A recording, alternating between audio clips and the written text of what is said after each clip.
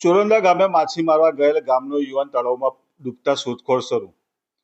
કરજણ તાલુકાના ચોરંદા ગામે ગતરોજ બપોરના સમયે ગામનો યુવા મુકેશ વસાવા મિત્ર સાથે ગામના તળાવમાં માછી મારવા ગયો હતો, જે તળાવમાં ડૂબી જતા સાંજે ગ્રામજનોએ શોધખોળ શરૂ કરી હતી.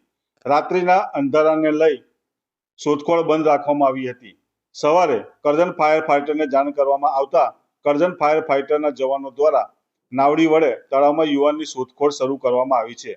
ઘટનાની જાણ થતાં ગ્રામજનો મોટી સંખ્યામાં ફાયર ફાઈટરનું રેસ્ક્યુ જોવા માટે તળાવ કિનારે ઉમટી પડ્યા હતા. કલાકોની જહેમત બાદ પણ હજુ સુધી યુવાનનો કોઈ પત્તો લાગ્યો નથી.